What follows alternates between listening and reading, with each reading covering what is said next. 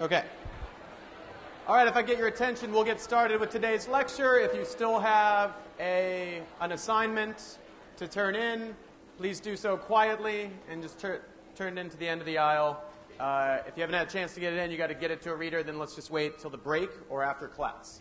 A few organizational things before we get started. One, you might have gotten the B-Space announcement that went out last night that said that you, so there's now a sign-up page where you can go to sign up for a study to participate in. Hey, if everybody could be quiet, please. We're starting class. All right. Yeah, I'm quiet now. Okay.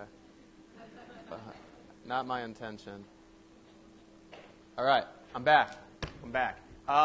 Okay, so I sent out a link via B-Space last night that should give you a link to the sign-up page to participate in a study for credit in this class. If we get later in the semester and the Laboratory for Social Research has its act together enough, there might be further opportunities to participate for extra credit. But for now, it's just for the required credit in this class. You need to participate once, or else it'll be like not turn in one of these small papers. Not like breaching. Breaching's a medium-sized paper, but like the perspective-taking exercise from earlier in the semester, or like the quiz, these kind of smaller assignments. So you should go ahead and participate. You should sign up and participate.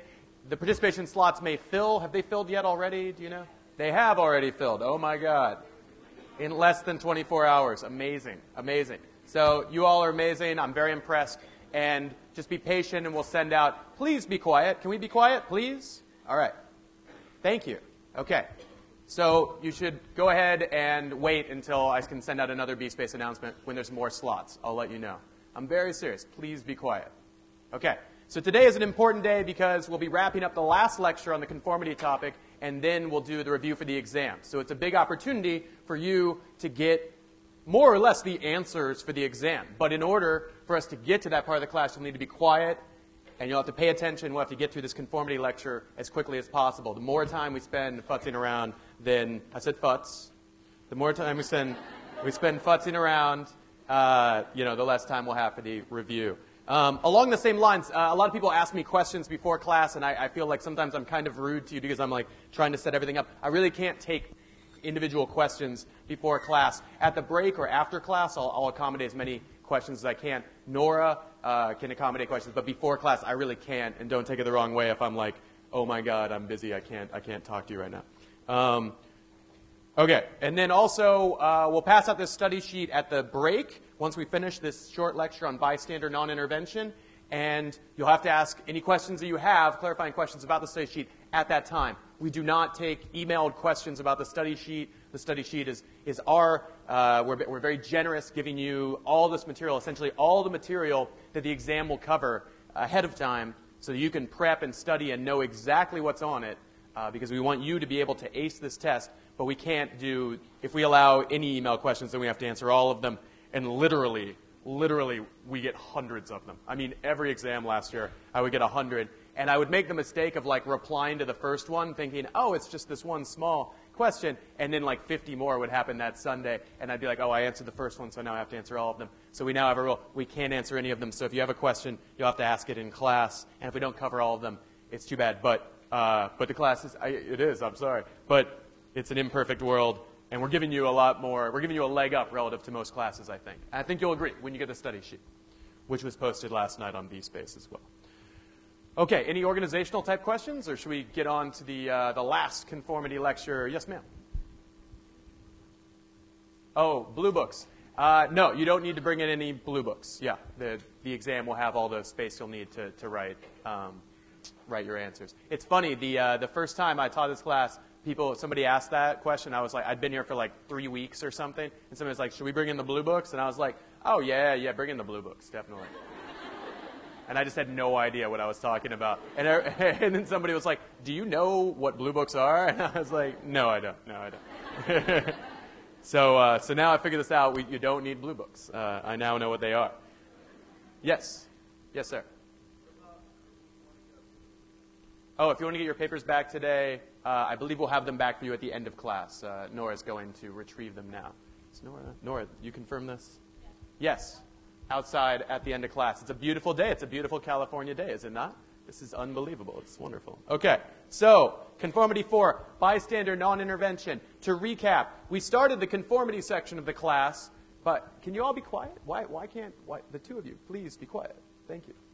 Oh my God, I'm asking you to be quiet. You're not being quiet. Thank you. Thank you. Okay.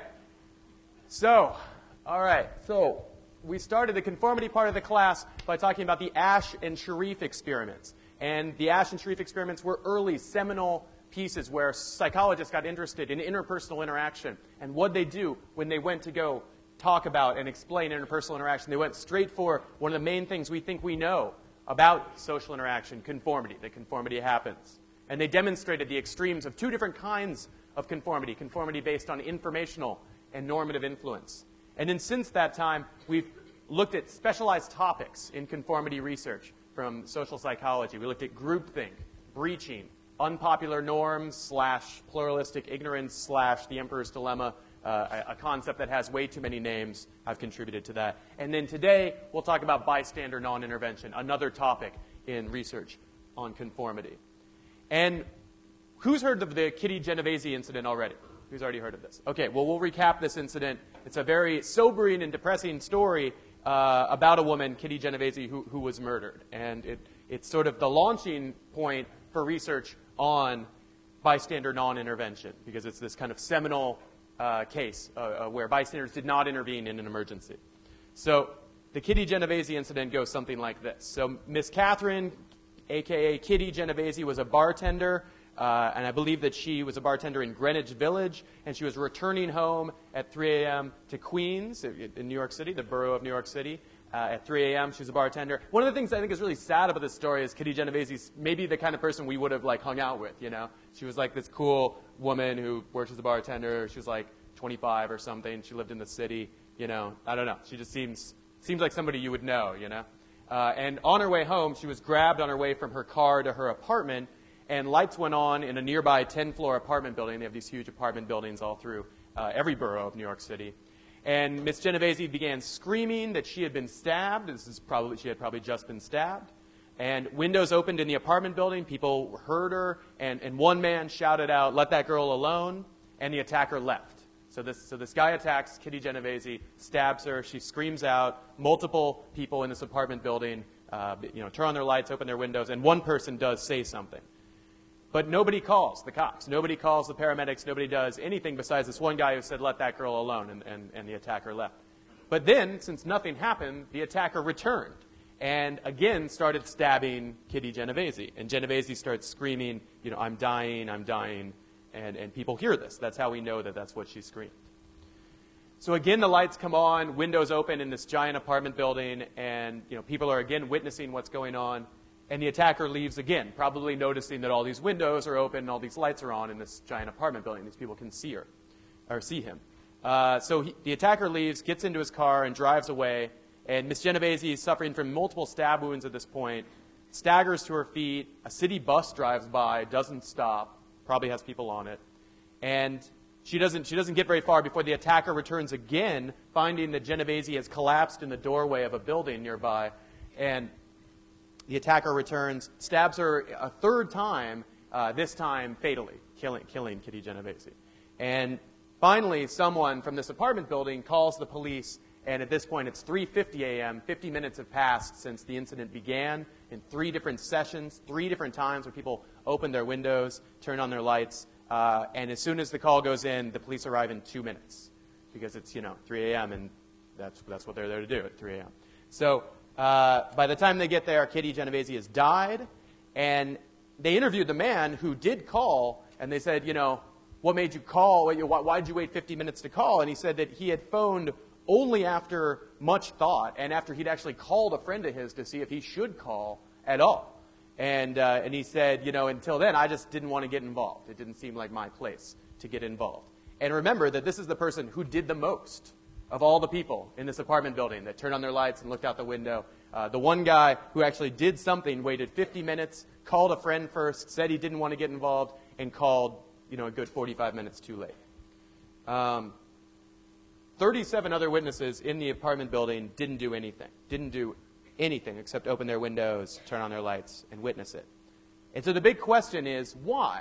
And when this happened, there was Time magazine reports, New York Times articles, these things, these kind of crimes that catch the popular consciousness, like the John Benet Ramsey killing or what have you. This was one of those. This was one of those for the 1960s. People were like, what the hell happened here? It's not necessarily, it's shocking that a stalker would stab a woman to death, so horrendously on the streets of New York City. But what's maybe more horrendous is that nobody did anything, and so many people had an opportunity to. So social psychologists were like, well, what's going on here? Why wouldn't somebody intervene? Why wouldn't you intervene in that situation? And the obvious explanations, the explanations that, Time magazine and the New York Times and all the media outlets, went to directly were people don't have empathy or they don't have concern. People don't care. And this was taken as an example of how, people in New York City or in cities in general are different from us. Or maybe we live in cities maybe. So people that live in cities are callous, unfeeling people who are shut off to the rest of the world. They don't connect with others. And cities lead to the degradation of social order, the undermining of social bonds, the lack of empathy and altruism and helping, and the spirit of community. And this was seen by some as this horrible insight on the crimes of the city, and also just maybe the general lack of empathy in human nature. And then other people said, well, no, it's probably fear of retribution, that in general people don't intervene in these emergencies because they're worried, that stabber, the guy who's stabbing this woman might turn on me next, or, might know who called, and certainly that's one of the reasons that people don't intervene. But these really weren't the case with the Genovese incident, I don't think, at least. The fear of retribution doesn't really apply. You're just one of several people who's turned on your light and opened your window. How's the attacker going to, visit retribution upon you? It doesn't make sense. Lack of empathy or concern. When they interviewed these people afterwards, a lot of people said that they really felt empathy and concern for Kitty Genovese. That actually watching her be stabbed to death was, they felt terrible about it, and they felt like, oh my God, this is this terrible thing that's happening. And in general, we don't think from other research that people in cities are fundamentally different than other people. There's nothing about, people who move to the city, they become, ruthless, cruel people. So these two scholars, Latine and Darley, offered a different explanation. They saw this incident as a textbook example of a phenomenon they'd kind of had in their heads that they called the diffusion of responsibility. Now, what is this idea of the diffusion of responsibility? It's basically the following principle, that as group size increases, as the number of people in a group increases, each individual person's feeling of responsibility for anything that happens around them decreases, as well as their expectation of blame if they don't do something. So as group size increases, the odds of any given person intervening decreases. Does this make sense? So you would imagine if you're seeing some kind of emergency and you're the only person that sees it, you'll feel a great deal of responsibility, right? And you'll be very likely to intervene. Or you'll be maximally likely to intervene under those circumstances. But if there's 10 of you, you'll feel, according to Latine and Darley, you'll feel 1/10 of that responsibility. Or maybe it isn't even linear. Maybe it even goes down to 0 at some point, or nearly 0. Yes, ma'am.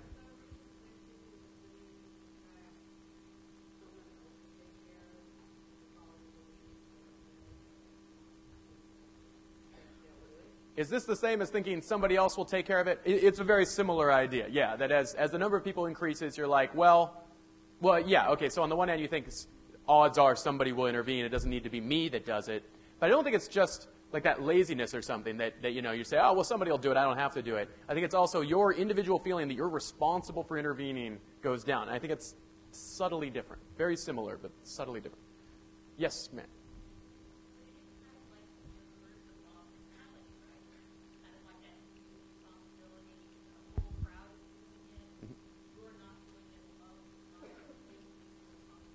Right. This is very similar to what we think of, or if I take your comment, correctly, this is very similar to what we talk about when we talk about a mob mentality. That when people get together in a mob, that the mob is capable of extreme acts, perhaps rioting and looting, or terrible behaviors towards people that they wouldn't be capable of as individuals. That people get together and they feel lost in the crowd. Their responsibility is diffused, and they're capable of behaviors that they wouldn't be capable of alone. So There's another explanation that Latney and Darley advance for why people might not intervene in an emergency situation. And that is the following, that bystander intervention could maybe be thought of as conformity to an unpopular norm. Now, what are we talking about here? Basically, a pluralistic ignorance situation. So what's pluralistic ignorance? It's when, in a bystander intervention situation, it'd be where you're looking around trying to figure out if it's an emergency, and you look around and you see people and you're inferring that they don't think it's an emergency, even though you privately do. But everybody's thinking the same thing. So let's explain a little bit differently. People think that they ought to intervene in an emergency, but they don't because no one else is. So think about what happens with an emergency. Say some emergency happens, right here and now, and we're all looking at it. For like a second, what do? We try to say, oh, is this a joke? Is this unusual? Is this weird? Is this really an emergency?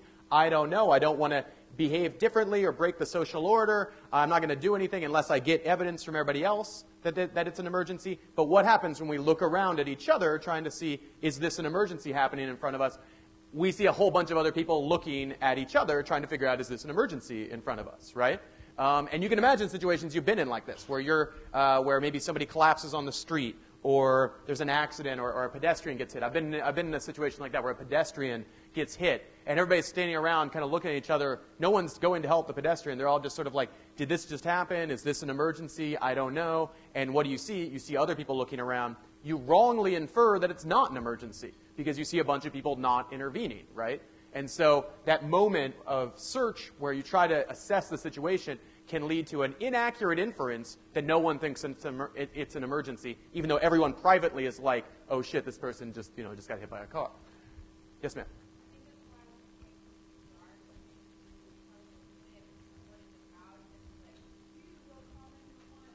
Right. That's what the lecture is about. That's exactly what the lecture is about. Yeah. So yes. So to repeat your comment for the microphone, this is why in CPR training, why they tell people to point at people and say, you're responsible for this emergency. You need to do something. And why do people do that? One, to undermine the unpopular norm thing, right, where everybody's looking around trying to see if it's an emergency, inaccurately infers it's not. And if you can do that, then you're essentially standing up and saying it is an emergency. But also it undermines the diffusion of responsibility. It breaks the spell of the diffusion of responsibility by indicating to at least one person you're responsible for this. Yes?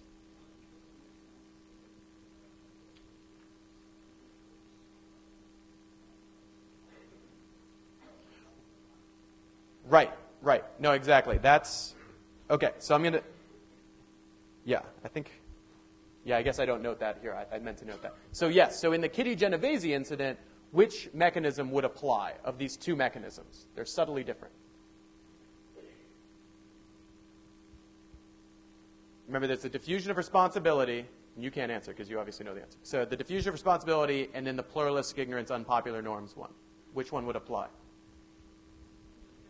Probably the diffusion of responsibility one. Because the diffusion of responsibility, there's like a whole bunch of other people in this apartment building, and so that you're not the only person witnessing this, so you get this diffusion of responsibility feeling. However, you can't do, it probably wouldn't be the pluralistic ignorance one so much, because you can't look sideways, right? You're all looking out of your apartments, and you can't see that no one else is intervening. I mean, you can infer it after a few minutes, but presumably after a few minutes, you've already made the decision not to intervene for the time being. Yes, sir?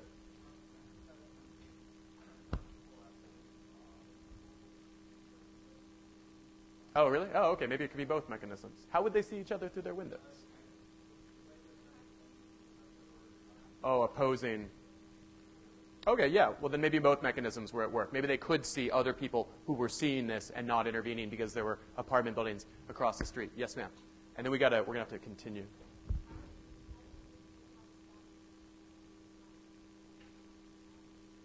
Oh, well, one person shouted, and then the stalker or the stabber left. But then he realized no one had called the cops, so he could just come back and continue stabbing her. Okay, yes. I don't know, actually. I don't know. I don't think so, but I'm not sure. Yes, sir.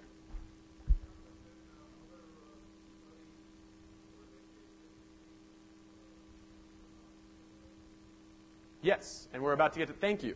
So that will be our transition to the research on this subject. It's an excellent question. Were there studies where they tried to analyze these reasons and see if they actually make sense, or if there are even other reasons for why people don't intervene in emergency situations?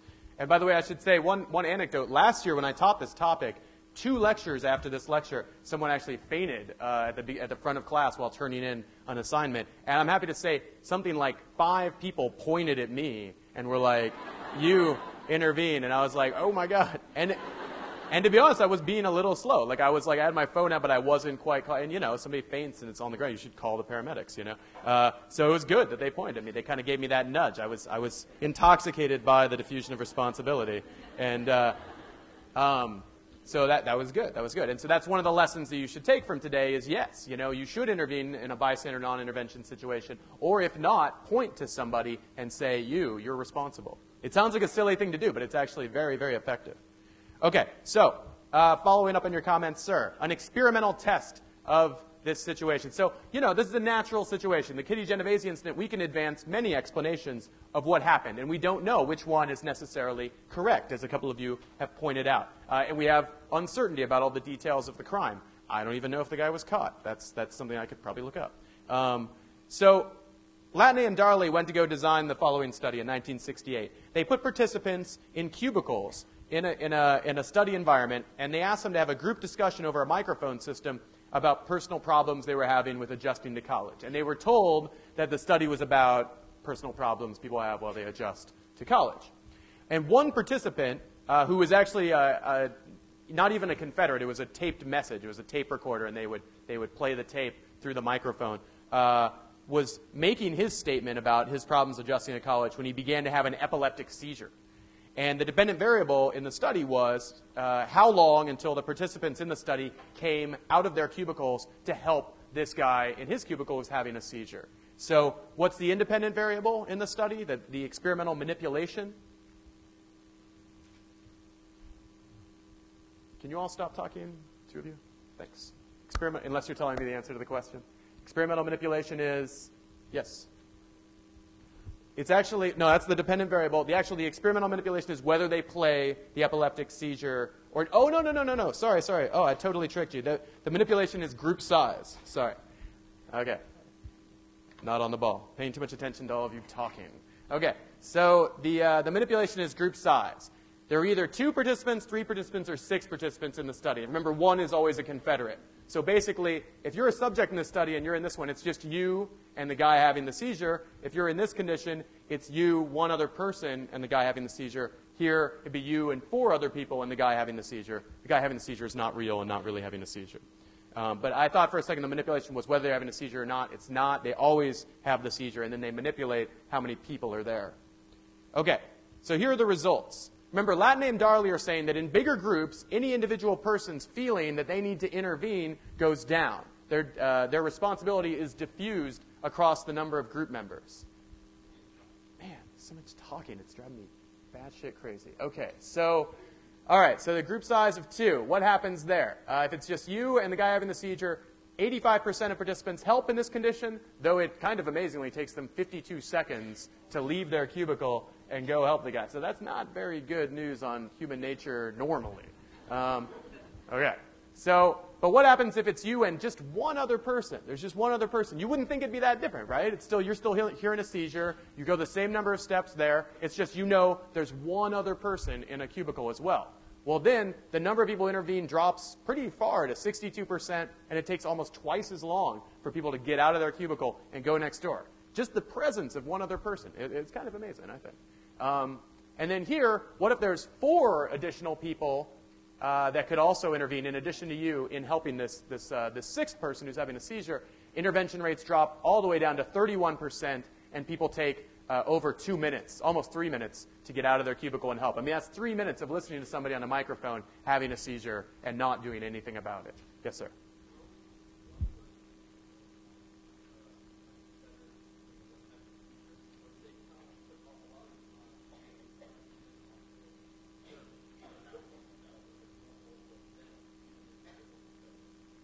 I don't understand the question. Can you repeat it? Sorry.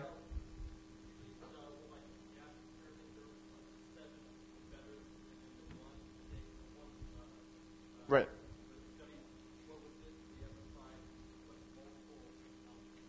Yeah. Okay, yeah. Did they ever try to put multiple non-Confederates together and see what would happen? Here they basically did. To be clear, in this session, there's 2 live participants. You're not. I'm almost certain this is right. You're not just told that there's another person. Like there actually are 2 people, and they're gathering data on 2 people. Here, there really are 5 people who aren't the Confederate, and they're gathering data on all 5. I'm pretty sure that's the way they structured the study. But note that if you just put them in a room together and see what happens, it's a lack of experimental control, right? You'd like to ideally just have. I mean, I think the best test of the diffusion of responsibility is you walk into the lab, you walk into a cubicle, you hear a seizure, and the only thing that's different across the conditions is just how many people you think are also there. Nothing else is different. Everything else is perfectly experimentally controlled. And that's what they were trying to do. And they showed these huge effects for just that knowledge. Oh, there's 3 other people in this room, or there's 4 other people in this room, versus there's no one else in this room. It drops from that to that. A really tight demonstration of the phenomenon. Yes?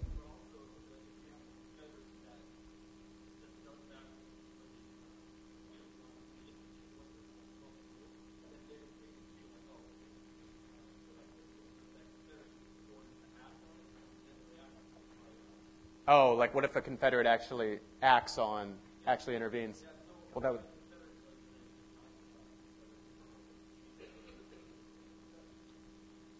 Yeah. No, yeah, I understand. I think I understand what you're saying. Yeah, I mean, they were interested in how long until you intervene. So if you had a Confederate actually intervene, it would sort of end the study, I think. I don't think they were interested in what happens after somebody intervenes. But maybe I'm misunderstanding you, but we should keep going for the sake of time. Yes, ma'am. Of the Latin and Darley 68 study. Mm-hmm.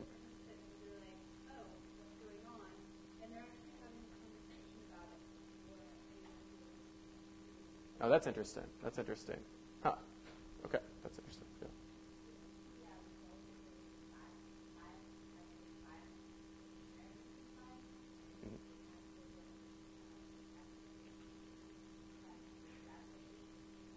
Might the results be biased because they feel like they're in a protected, laboratory environment? Like maybe they feel some greater responsibility goes to the experimenters or something like that to intervene. Maybe. Although note that that's controlled across all 3 conditions, and they still get these big differences. Do you know what I mean? In all 3 of these conditions, if there's this feeling, I'm in a lab environment, the experimenters are really the ones responsible, then that should be equally evident in all these 3, and maybe is playing a role. I agree. Maybe that's part of why this isn't 100%, maybe. When it's just you and the other person. Maybe the reason this isn't 100% and this is 50 is because really, in a way, there is another person. It's the experimenter, and you're kind of like, where is the experimenter? Why are they not helping? But these differences across conditions are still meaningful and are still attributable to these other people being present. And so I don't know about this other study where the people are talking to one another. I think they did one where they don't talk to each other. But maybe you're right. I don't know. Okay. All right, so continuing on. Latney and Darley did a follow-up study in 1968. They had participants sitting in a waiting room, and they had smoke pumped in through a vent into the waiting room. You really can't do that study now. And they were curious how long before people would get up and leave the room to report a problem or even just to save themselves. And the manipulation was that participants were either alone in the room or they're with 2 non-intervening Confederates who are trained to just sit there and sort of whistle Dixie and fill out a survey or study or something like that. And they're interested in, how does the presence of these 2 people who are showing no concerns about there being any kind of emergency at all, how does that affect your likelihood of getting up and leaving the room because it's full of smoke and that's crazy? So what happens is when you're alone, you get up and leave and report it 75% of the time. I think they cut off the study before you would become injured by the smoke. So that's why it's not 100%. Presumably everyone would eventually leave the room if they were conscious, I guess. But then in the presence of 2 non-intervening Confederates, the difference is enormous. It drops to just 10% intervention before they cut off the study. By the way, wouldn't it suck to be a Confederate in that study, and go to work every day and sit in a room with smoke being pumped into it? That would be awful. Okay. Stanley Milgram, I keep talking about this guy because he's very creative and he did lots of very interesting studies, including the obedience to authority study, which we're concerned maybe has ethical problems. But in addition to that, he does all these other cool studies. One study he did is the lost letter study, or it's in the lost letter paradigm. And the lost letter paradigm is the following idea. You take a stamped, addressed envelope and drop it outside of mailboxes as though someone had tried to put it in the mailbox but screwed up, or got to the mailbox and accidentally dropped it, or what have you. That's me doing accidentally drop. And see, will somebody put it in the mailbox and then send it on to wherever it was going. And they address these to P.O. boxes, and then they can look at the rate of them that come back and say, oh, okay, so these got returned, these didn't. So they'll drop maybe. He did this for one to assess racism. And so he went down to the South and dropped a whole bunch of stamped envelopes to the NAACP, and then also some to the John Birch Society or some ultra-right segregationist organization, and tried to see, will people return the letters? Will they try to help the John Birch Society more than the NAACP? And he tried to use this as a measure of political attitudes towards race in different parts of the country. It's a very creative idea. But one thing he studied with it was the diffusion of responsibility. He said, what if I go to really busy streets and drop a bunch of these addressed envelopes, these stamped envelopes, near mailboxes on these busy streets and these busy areas versus these not so busy areas? So maybe a rural setting or just a mailbox in a residential area that doesn't get much traffic. Which one's going to get sent in faster? Busy streets, more people see the envelope. Rural streets, fewer people do, or residential areas, fewer people do. So which one do you think gets it sent back faster or more at a higher rate?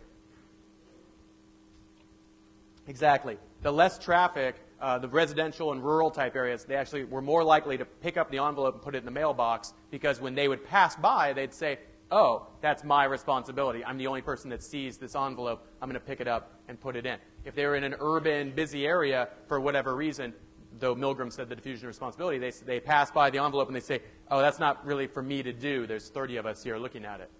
Okay. And then subsequent research has also studied bystander intervention and basically shows context matters a lot. In these settings, we've carefully controlled for characteristics of the emergency, whether there's an early mover who moves in and tries to do something, whether there's somebody who's trained in CPR who points and says, it's your responsibility. And so subsequent research shows context really matters. And basically those first attributions that people were making when they thought about the Kitty Genovese incident, the idea that New Yorkers lack empathy, that they're not good people, all of our research suggests that that's not the answer. Okay, so at this point you're probably wondering, does any of this matter? You're probably wondering that about the whole class at this point, and fair enough.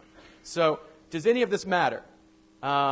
So there was this incident that I think is very interesting that I think illustrates why these sort of lessons really do matter. So Tuesday, September 7th, 1993, at my old university, Cornell University, a nude 21-year-old male tried to jump into a gorge on the Cornell campus. Have you ever heard of this, Ithaca is gorgeous? You ever seen these T-shirts that say this? So Ithaca, New York, where Cornell University is, where I went to graduate school, is filled with these gorges all through campus, these big kind of rocky canyons all through town. They're very beautiful. There's waterfalls in them. But they also make ending your life incredibly easy. And research shows, I know, right? So, and if you live there for very long, you'll know somebody who either jumped into a gorge or knew somebody who jumped into a gorge. It's a pretty heavy thing. I knew two people who found people. No, I knew one person who lost somebody who was her boyfriend, and I knew somebody who found somebody. And Cornell does have a very high suicide rate, and it's not because it's a more depressing place. It's context. Context does it. It's easy to do it. So if you're having a bad day, you have a depressive day, it's very easy in Ithaca to end your life. And so this guy was probably having a depressive day, and he goes to jump into a gorge on the Cornell campus, but he was subdued by onlookers. And research shows, by the way, if you ever wonder, should I stop somebody who's trying to commit suicide? Is that a good thing to do? Because maybe they've made a decision to end their lives. And certainly that's the case in, I think, a lot of euthanasia situations, that people make a sort of rational, reasoned decision to end their life. But research shows that attempted suicides, while, yes, often people do try to do it again, that a lot of the time they don't. And so if you can stop somebody from committing suicide, that's generally a good idea if you can do so safely. Generally, people, maybe they're bipolar or manic depressive and they're having a bad spell and they wouldn't want to normally. So it's good news, I would argue, that this 21-year-old male was subdued by onlookers. And why was he subdued by onlookers? Well, this woman, Gretchen Goldfarb, had urged on 2 of her friends to intervene. Why did she urge on 2 of her friends to intervene? Because when she was out, she said she cited a recent lesson on bystander non-intervention from her social psychology class. So she came to a lecture much like this, and within a month was a hero, essentially. And it's funny, I went to go find out if Gretchen Goldfarb still exists, and I found her on Facebook, and I told her, I'm going to send her this PowerPoint presentation. I think she'd like it. I have given this lecture so many times, and I'm always like, oh, this Gretchen Goldfarb woman is almost not real anymore, but she's like a real person. She's out there. So, of course she is. I don't know why I thought she wouldn't be, but so the message, show up to class and pay attention. Obviously, this is the main message, right? Also, your nonconformity could be heroic. If you can break the spell of the diffusion of responsibility, either by yourself stepping out in a situation like that, or doing what you suggested, which is point to somebody and break the spell for them. Tell them you are responsible. If you can do one of those things, then your nonconformity could be heroic. And then also, well-behaved women rarely make history. Laurel Thatcher Ulrich. We'll take a couple questions and we'll take a break. Yes?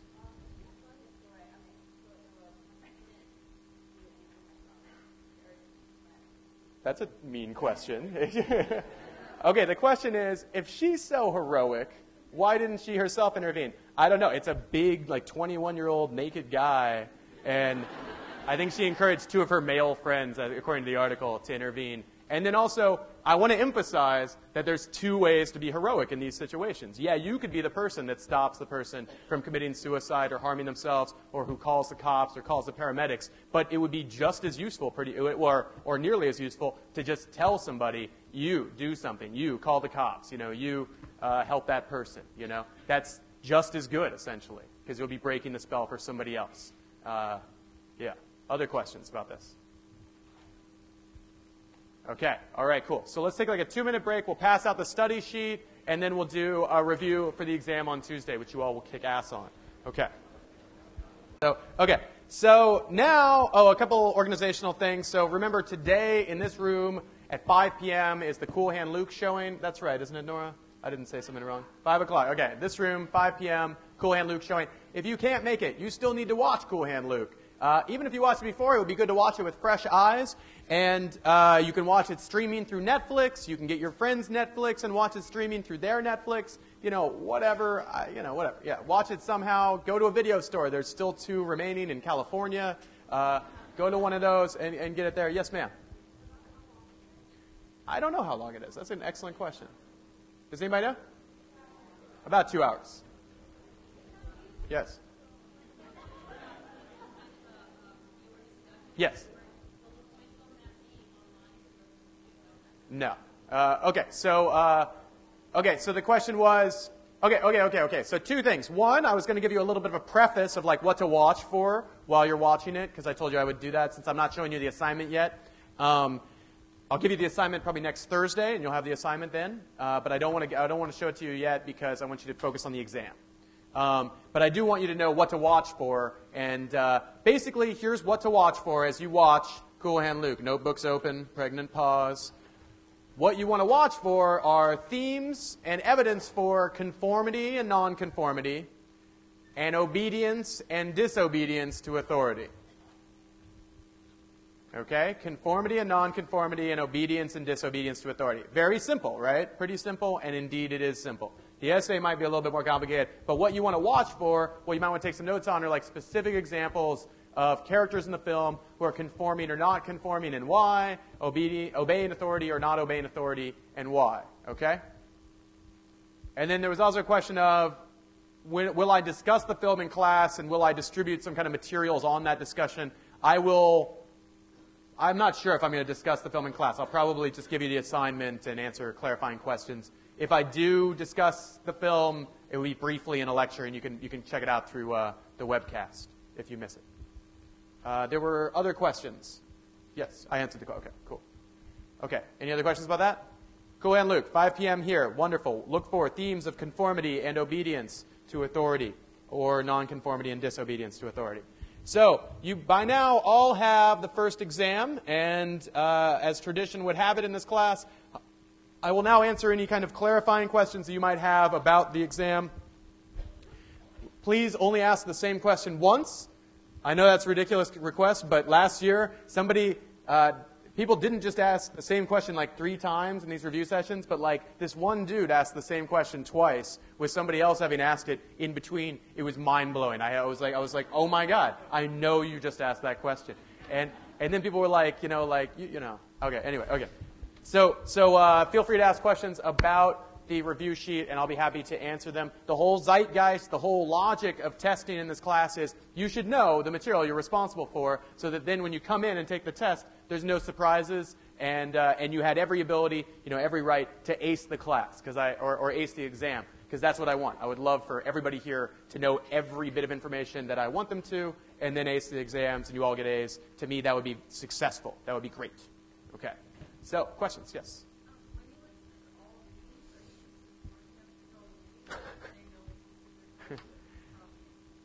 When I list all the readings, am I just saying, hey, by the way, these are all the readings from class, or am I suggesting that you'll be tested on them? Yes, I am suggesting you'll be tested on them. However, one of the reasons I do list it, it's a good question. One of the reasons I do list it is I move one of the readings we didn't quite cover in class, and that's on being sane in an insane place. So if you haven't read that yet, you might wait until after the exam to read it. If you have read it, great. You're way ahead of everybody else. You're making them look silly. You're leaving them in your dust. You're amazing. You're amazing. Your academic performance is freakish. So anyway, so these are the readings you're responsible for. These will be tested. Note that they're under the matching/multiple choice questions category. These readings will be tested via multiple choice questions. So you need to have read them. And my strategy here is read them carefully, and you should get the answers. You should be able to get the questions right. The multiple choice questions on the readings will be very similar in style and format to the quiz. Which was like in Aronson and Mills 1959, do they mean, is this about cognitive dissonance or is this about obedience to authority? And you're like, cognitive dissonance. Yeah. Stuff like that. Okay, more questions. Yes, ma'am.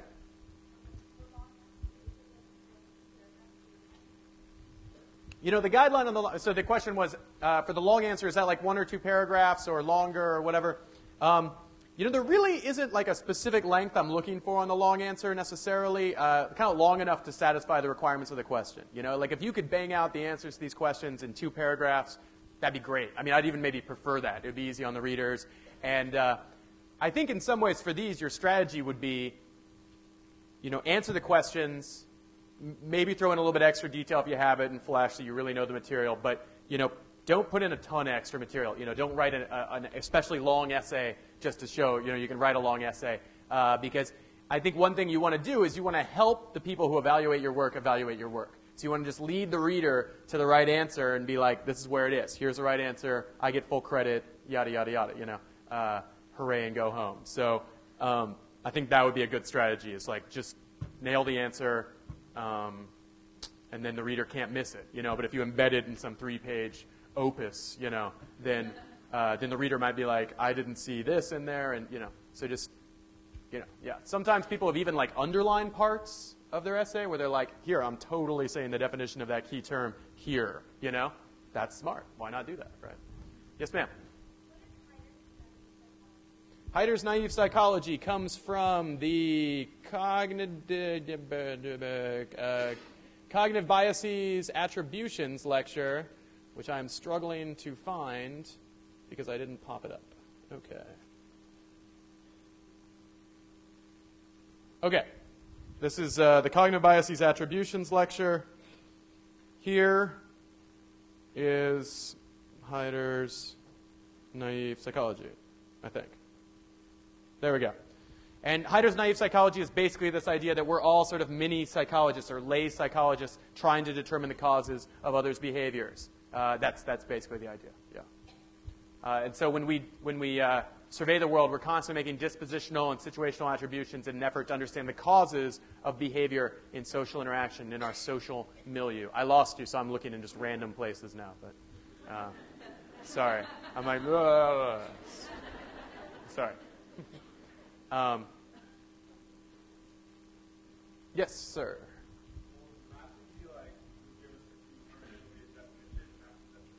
Will the matching be like, oh, sorry, go ahead. Okay, will the matching be like there's a keyword and a definition and you match the two? That's exactly how it's going to be. Yeah, yeah.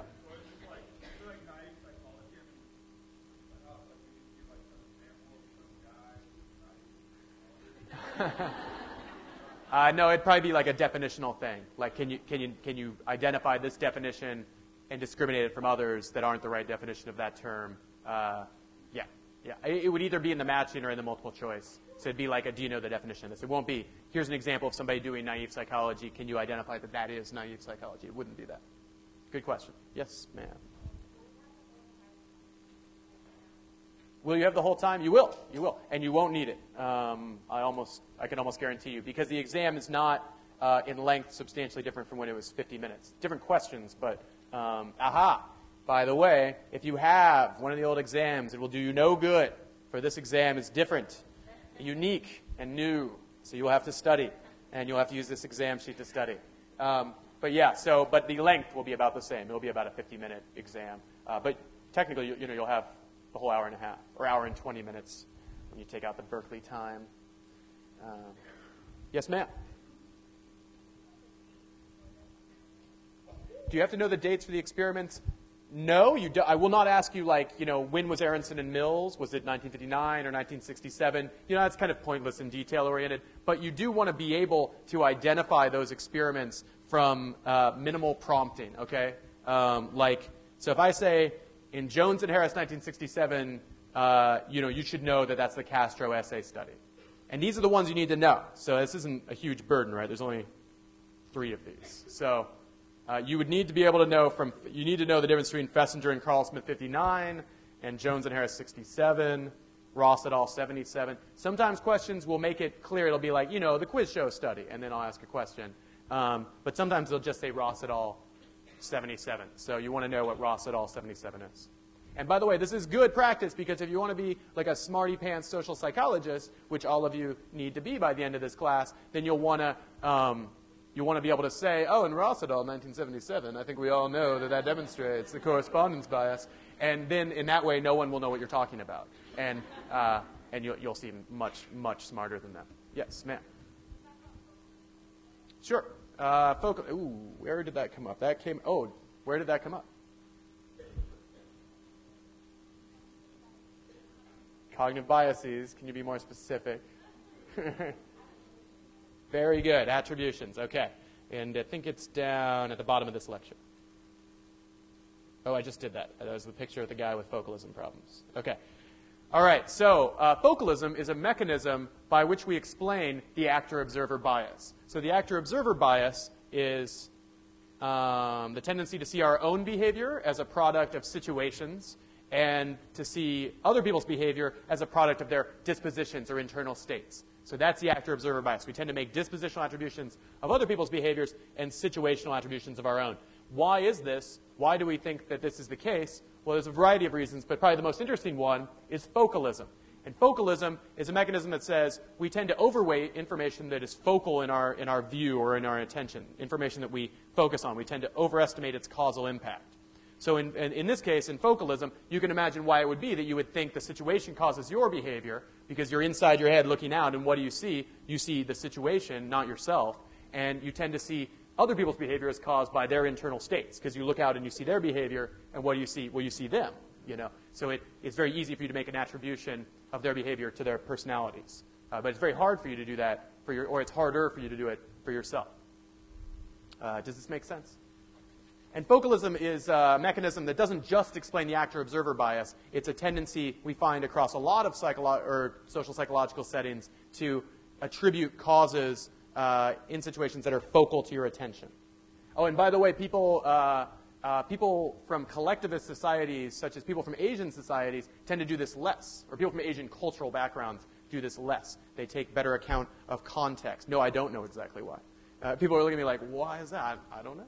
But people from Asian cultural backgrounds are a little bit less susceptible to focalism-based biases. Yes?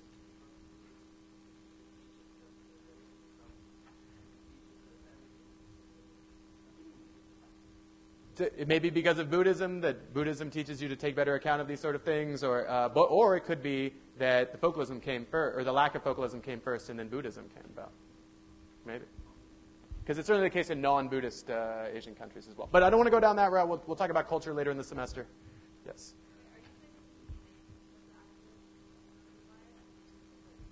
This is a mechanism that helps us understand why the actor-observer bias happens. The actor-observer bias is nothing more than the tendency to see our own behavior as a product of the situation and others' behavior as a product of their internal states. There's a bunch of reasons why that might be.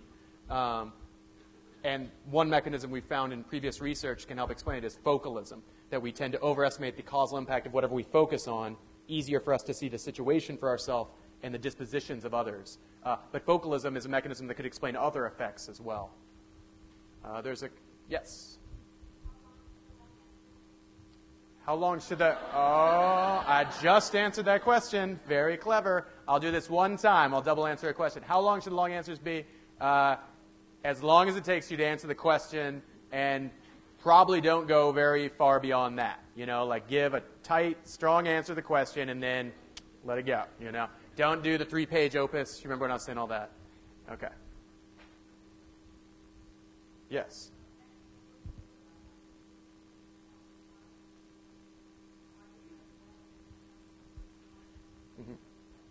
Okay, excellent question. So the question is, what if you do a behavior that's awesome? Didn't I teach you? Didn't Professor Willer teach you that you tend to then take credit for that? In this section that I called the more nuanced model of attributions. Yes, Professor Willer did teach you that, and is now saying, let's keep it simple for the purposes of the exam.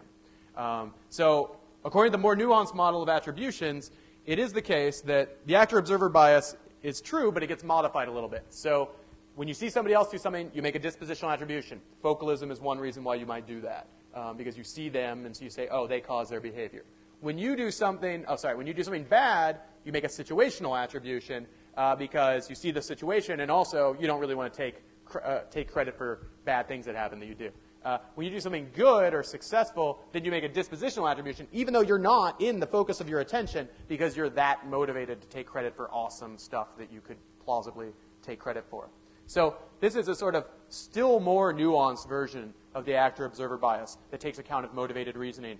But and this, part of why I put this up here is because in the reality of social psychology, when you're a social psychologist, you do this kind of stuff all the time. You take multiple mechanisms, put them together, and get more layered and more nuanced understandings of behavior. And this is still incredibly simplifies actual behavior in the real world. There's more mechanisms that work, more mechanisms, and even more nuanced predictions would be made. So this is more like an insight on the complexity of social psychology when you go to take all these principles and put them together. However, for the purposes of the test, I'll test you on motivated reasoning and the actor-observer bias in their simpler forms, not in this combined, more nuanced form. Excellent question. Yes, ma'am. How many questions will there be? I don't know. I haven't finished making the exam yet. So, you mean how many questions in?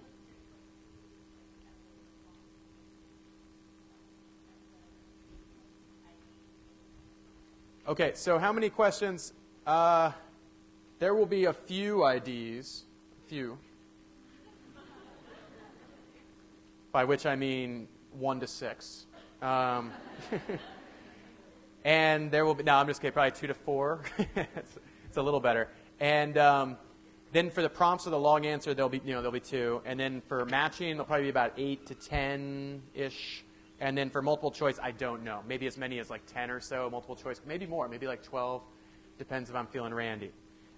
It's funny. It's funny. The 2 to 4 thing. Well, no. Okay. All right. We should stay focused on this. Okay. All right. Enough with the not so funny stories. Okay. Yes. Yes, sir.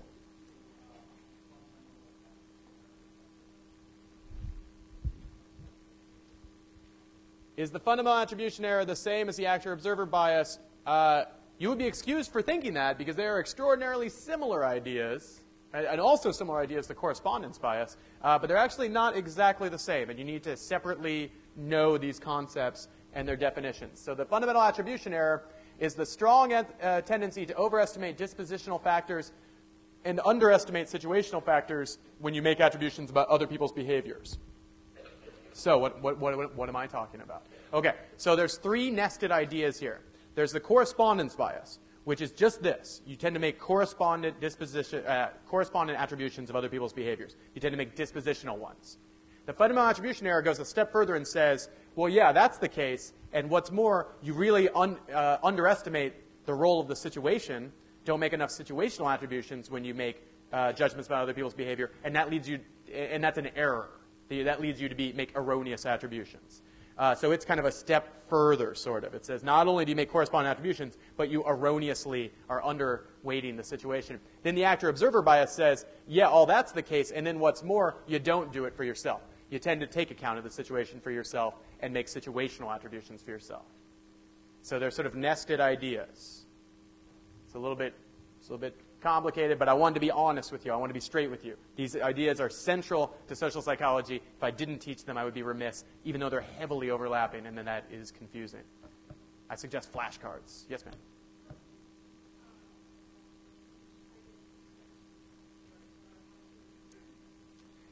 How much is each section worth? This is important because you want to skip studying one of these sections, and you want to know which one is worth the least. You know, like which one this weekend do I ignore when I'm running out of time? Because I don't know exactly. It's a legit question. I don't know. Maybe I don't know. I'll be honest with you. I think the long answer is like 30 to 40%, somewhere in there. That's the one you probably want to know the most about, right? Yeah, 30 to 40%, something like that. Yes, ma'am.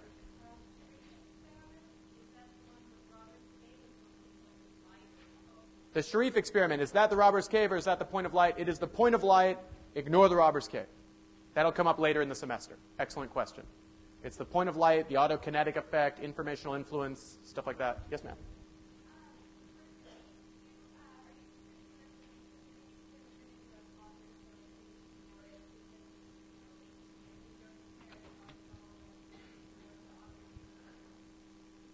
Yeah, okay. So yes, for the readings that have names and dates, you need to be able to identify it off just the names and dates. So those three, you need to be able to know Jones and Harris 67. But what is not your question? What? Right. Okay, so for the ones below all readings, they'll be identified roughly, pretty much the way they are identified here. I try to stick to this sheet as much as possible and not playing tricks like identify knowing people as Lavalia 99 or something like that. Yeah. That would be very tricky. Yes, ma'am. Mm-hmm. Depends on what that simpler definition is. What?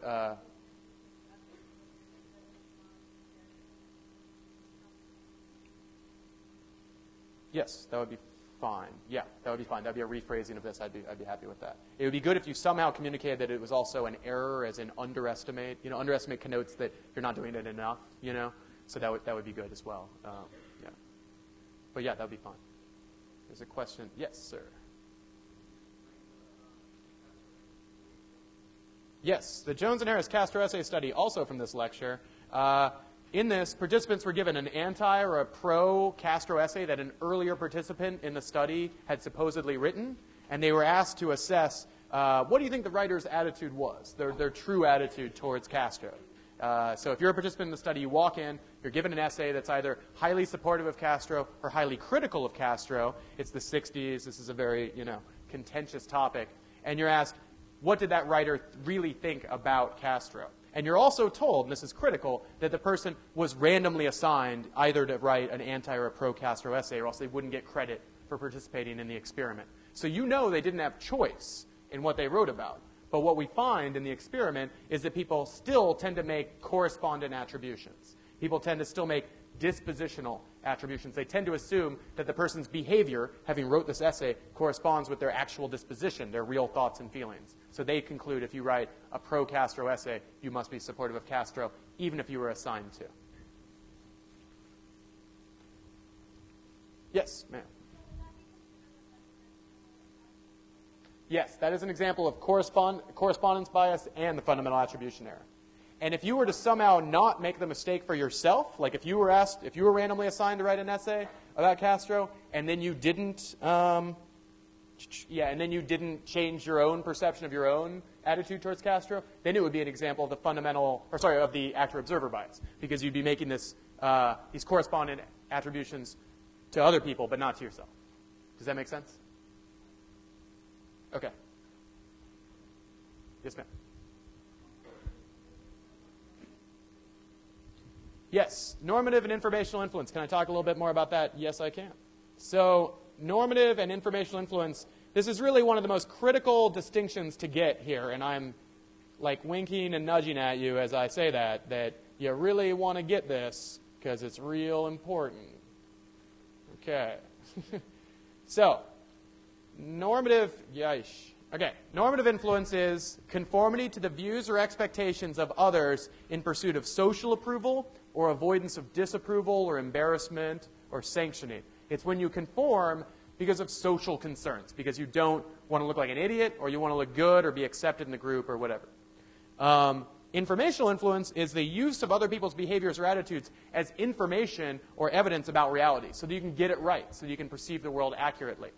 And there are experiments from this lecture that correspond very well with these two definitions. So what is the experiment that corresponds best with normative influence?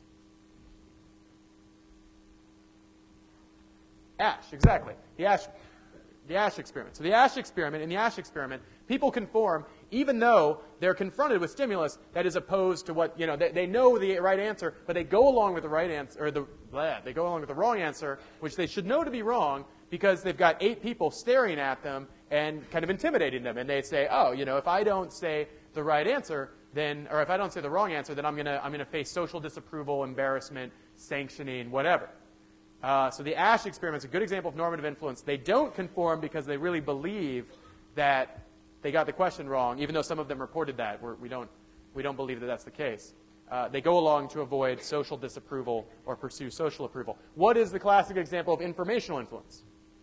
Sharif. In the Sharif experiment, you have no damn idea how much the red light moved, or the red dot. You don't know because the autokinetic effect, it's ambiguous to you. You rely on everybody else's views in order to try and get the right answer. Other questions? Yes, ma'am.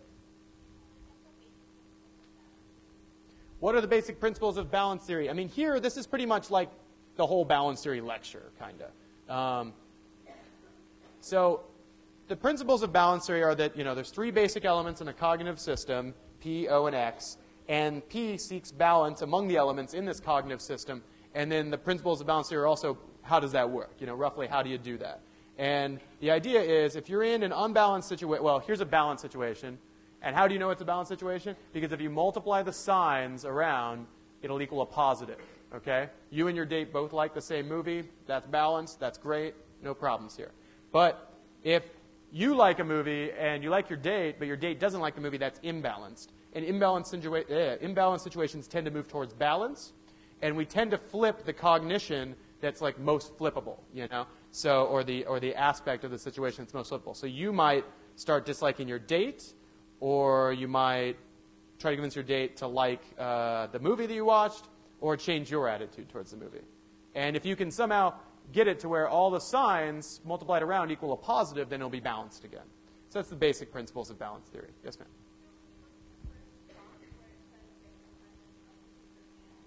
Yeah.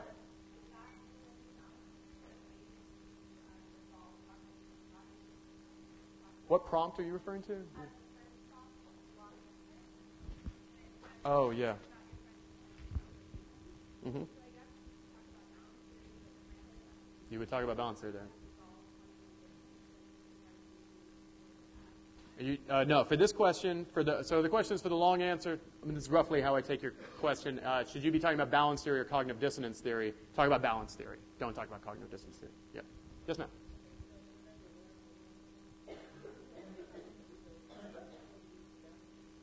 Is it okay for number 1 to just draw the triangles and stuff? You can draw. Can I speak in triangles? Yeah. You just blew my mind. Seriously. Yeah.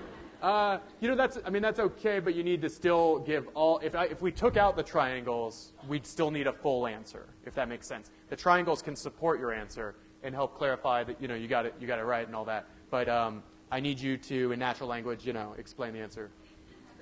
It's a good question, though. I think it would be nice if you did throw in the triangles. Yes. Mm-hmm.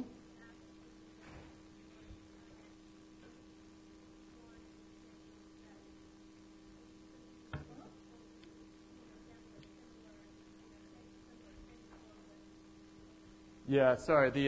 Yeah, that's supposed to say, right. Okay, so for number 2, for the examples, where the heck do you want these examples to come from? You asked a politer version of that question. Yeah. So note below it says note examples can come from your life, a movie, the Cialdini book, in class, a study from lecture, etc. That should have been in both places. So, aha, somebody got me. You got me. All right. I meant to put a clarifying note about that. This is amazing. I made one mistake so far. We'll see how that goes. There'll probably be more. So yes, for number 2, as you give examples, for the study, for the purposes of the test, if I ask essay question number 2, I'll be sure to put a note saying where these examples can come from, and that note will be the same note that's on long answer question number 3. Does this make sense? Okay, cool. So just imagine that's in both places. Excellent question. Did you have a? It's like an auction, kind of. Some people are like, and I'm like calling on them, and they don't want to be called on, and they're like, yes, ma'am. Oh, we can talk about social cognition, definitely. Let's talk about social cognition, all of us. Just me. Okay, just me. I'll just talk about social cognition. Social cognition is in the attributions lecture as well, I think, right? That turned out to be a very important lecture. Ah, it's here. Okay, I think it's here. Let's see. Aha. Social cognition is the study of the ways in which we process, store, and remember information about people. That's social cognition. And we think that, yeah, I know. That's pretty simple. And we think that, well, when social psychologists study exceptions to rationality, when they study cognitive biases, they often what they call it is the study of social cognition. And it's true that that's great. You don't like my answer. Nonetheless, though, it is the case. More questions. We have a couple minutes. Or I think we do. Yeah, we have like 2 minutes. Yes, sir. I did talk about the things we were supposed to look for in the film. Look for obedience and disobedience, conformity and nonconformity. Write down examples of those things. That would be a good way to get the most out of the film. Okay. All right, there's ruffling. You can't be controlled. Responsibility is diffused. You're out of here. Okay, I'll see you on Tuesday. Study hard for the exam. You should all make A's. There's no reason you can't. Study hard. Show up on Tuesday and kick ass.